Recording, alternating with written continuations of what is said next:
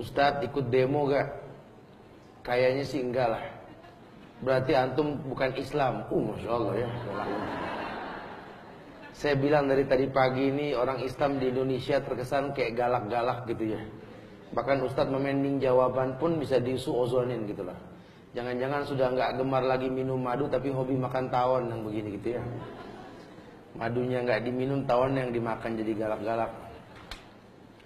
Iya. Sekali lagi demi Allah, saya Muhammad Subhan bin Umar Abu Bakar Bawazir mengatakan dengan tegas bahwa marah ketika melihat Quran ini dihina, ini sudah bisa menjadi bagian dari iman. Karena kalau kita nggak marah, kita nggak beriman. Agama dihina, Quran dihina oleh orang yang nggak paham Quran. Jujur, kejadian seperti ini sudah terjadi bukan hanya 2016. Sejak diutusnya manusia paling mulia di atas jagat raya ini, Muhammad bin Abdullah sallallahu alaihi wasallam, bahwa Quran sudah dihina sejak zaman Nabi. Dan itu bukan hal yang mengherankan. Kenapa? Karena yang menghina ini orang kafir yang nggak paham Quran. Lihatlah bagaimana sikap Nabi ketika Quran dihina. Ini Allah kabarkan dalam Quran di sekian banyak ayat. Sehingga berbeda firqah, berbeda manhaj, berbeda mazhab. Tapi satu pemahaman kita, walaqad kana lakum fi Rasulillahi uswatun hasanah.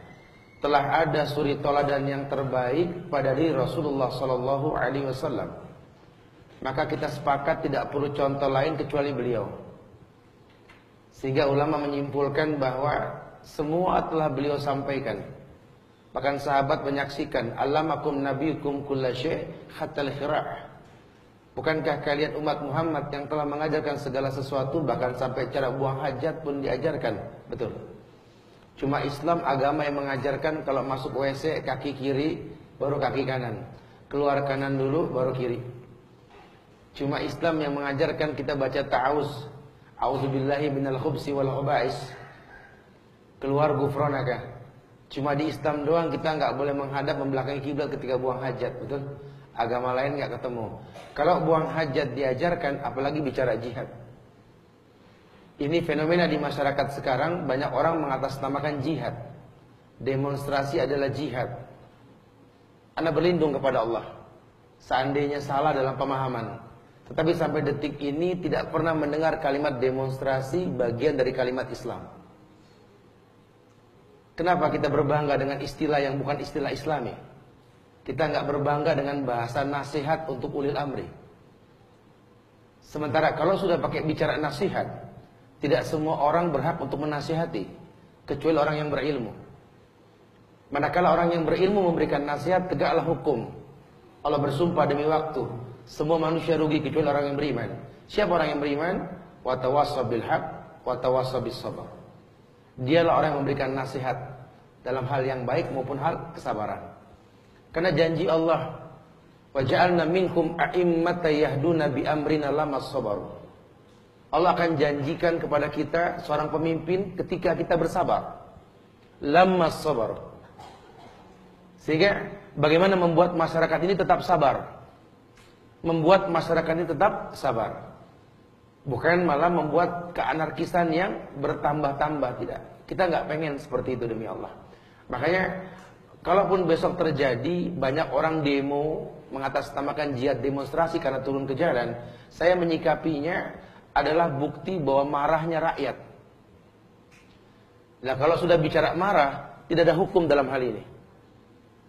Jangankan rakyat yang marah pada pemerintah, ya, jangankan rakyat yang marah pada pemerintah ketika terzolimi, bahkan anak pun yang mungkin merasa terzolimi bisa marah sama ayahnya atau orang tuanya, dan dia membentak orang tuanya. Tidak dikatakan anak ini benar, tapi tidak dikatakan pula salah. Kenapa? Karena tidak hukum sebab akibat. Apa yang membuat dia membentaknya, itu yang perlu dipelajari. Sehingga ulama nggak nimbrung dalam hal ini mengiyakan sesuatu yang tidak Islami. Harusnya mengistiqomahkan diri untuk menjadi orang-orang yang menasihati ulil amri. Tidak semua orang turun ke jalan. Karena khawatirnya ini jihad kita bak bumerang yang dilempar akan berbalik kepada yang melempar gitu.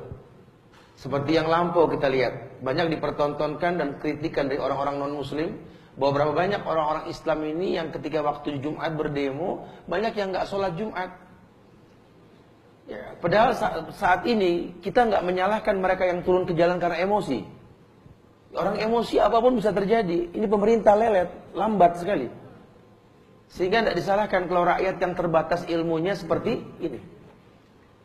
Jadi, tapi kalau di mata Islam, apapun keadaannya di mata Islam, apapun keadaannya, tidak akan pernah ada satu ulama pun yang sahih yang menerima kalimat demonstrasi bagian dari sebuah jihad. Lau kana khairan la sabaquna ilaih. Karena kalau memang ini baik, demonstrasi adalah sebuah kebaikan, para sahabat sudah melakukan dan tidak ada yang melakukan ini. Tapi menasihati pemimpin sudah ada, bukan tidak. Kalaupun harus terjadi, paling tidak diredam. Jangan sampai kejahilan meliputi apa yang mereka lakukan. Sampai perempuan turun ke jalan, ya jangan. Sebanyak apapun perempuan turun ke jalan nggak membuat gentar hati para laki gitu loh. Karena memang bukan di situ tempatnya jihad.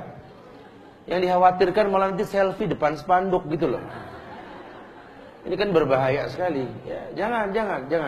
Tidak ada bahasa yang seperti itu. Jadi demi Allah, yuk mulai kita belajar bangga dengan apa yang di Islam. Karena Islam ajarkan semua. Bicara komplain sama kezoliman, ya Islam ajarkan, bukan tidak. Kezoliman terjadi zaman Rasul, kezoliman terjadi zaman sahabat, penindasan para sahabat, pembantaian para sahabat pernah terjadi, bukan tidak. Dan Islam agama yang mengajarkan kesempurnaan. Allah sendiri yang mengatakan al-yawma akmaltu lakum dinakum wa atmamtu 'alaikum ni'mati wa raditu lakumul Islam ad-dina. Sempurna sudah agama, dengan ayat ini sudah sempurna. Jadi kalau emang harus turun ke jalan menuju tempat untuk mengislah pemimpin, pemerintah dan lain sebagainya, kalau bisa orang yang berilmu. Atau kalau memang sudah terlanjur pada pengen turun, tolong berilmu. Jangan mempertontonkan hal yang sifatnya serampangan. Gitu ya. Karena tidak ada kebaikan dengan datang dengan cara yang diharamkan. Ya, jadi jangan pernah kita menghayalkan sesuatu yang baik datang dengan cara yang tidak baik. Tidak akan pernah datang sebuah kebaikan pun dengan cara yang Allah tidak ridhoi. Makanya bismillah. Apapun yang terjadi di tanggal 4 nanti, saya hanya berwasiat buat diri saya dan antum sekalian, masyarakat dimanapun mendengar, berilmulah sebelum beramal, supaya tidak keanarkisan ini menimbulkan mudarat yang lebih besar. Wallahi, wa inna Allah Ta'ala la yunalu ma indahu illa bita'ah, ajmilu fit talab. Semua yang baik yang kita inginkan, yang bangsa ini inginkan, yang seluruh masyarakat muslim di negeri ini inginkan, adanya di sisi Allah.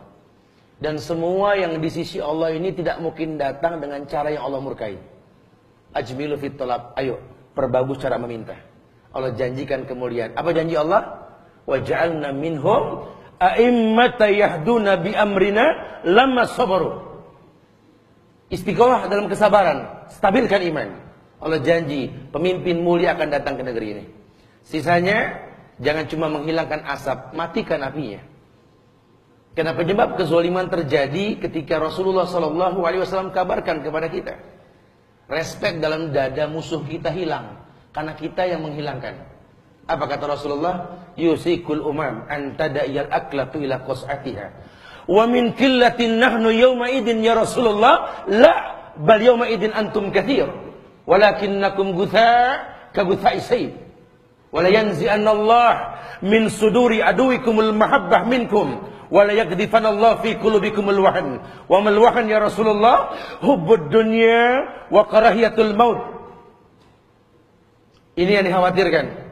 Kalau cinta dunia sudah merebak di hati kita, kalau seorang guru sudah pengen dipandang pandai oleh muridnya, kalau seorang pahlawan pengen dipandang sebagai orang yang berjasa, kalau orang yang bersedekah sudah pengen dipandang sebagai dermawan, kalau orang yang menuntut ilmu pengen dibilang alim, orang yang baca Quran pengen dibilang qari, fantazir sa'ah, tunggu waktu kehancuran.